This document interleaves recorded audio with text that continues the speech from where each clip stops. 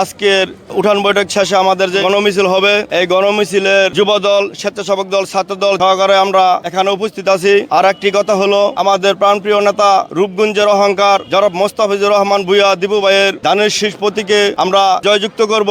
আর আমাদের দিবু ভাই অত্যন্ত ভালো মনের মানুষ। আমরা দল মত নির্বিশেষে আমাদের ঘরের ছেলে, আমাদের এলাকার ছেলে, আমরা দিবু ভাইকে বিপুল ভোটে এই ৬ নং ওয়ার্ড থেকে আমরা উপহার দিব।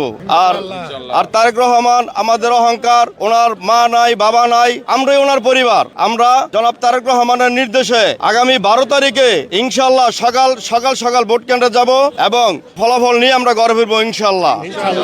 আমাদের এই ৬ নং ওয়ার্ডের উঠান বৈঠক শেষে আমরা যে গণমিছিলটা করব, এই গণমিছিলে আমাদের ৬ নং ওয়ার্ডের ছাত্রদল, যুবদল, স্বেচ্ছাসেবক দল এবং জাসাস আমরা যেইভাবে মিলিত হয়েছি, আমরা আশাবাদী আগামী দিন ১২ তারিখ আমরা সবাই মিলিতভাবে, শুধু এখানে আমরা এই যত অঙ্গ সংগঠন আছে আমাদের মূলদল সহ, আমরা যাতে আগামী ১২ তারিখ সবাই একত্রে কাজ করতে পারি। জনাব তারেক রহমানের ধানের শীষের প্রতীককে জয়যুক্ত করতে আমাদের ৬ নং ওয়ার্ডবাসী মোস্তাফিজুর রহমান দিপু ভাইকে সর্বোচ্চ ভোট দিয়ে এই জায়গায় জয়যুক্ত করে আমরা রূপগঞ্জ থেকে এত পরিমাণ ভোট ওনাকে উপহার দিতে চাই, যা রূপগঞ্জ রানারগঞ্জ এক আসনকে তারেক রহমানকে উপহার দিয়ে মোস্তাফিজুর দিপু ভাইকে আমরা মন্ত্রী হিসেবে দেখতে চাই। রূপগঞ্জের নারায়ণগঞ্জের মানুষের জন্য মোস্তাফিজুর রহমান দিপু ভাই আন্দোলন সংগ্রাম করিয়েছে গণতন্ত্র ফিরানোর জন্য, এবং ৫ তারিখের পরবর্তী সময় দেখেছি বিভিন্ন সমস্যা এলাকার হোক বা ব্যক্তিগত কোনো সমস্যার কারণে যদি দিপু ভাইয়ের শরণাপন্ন হয়েছে, উনি ওনার সর্বোচ্চ দিয়ে মানুষকে সেবা করার চেষ্টা করেছে।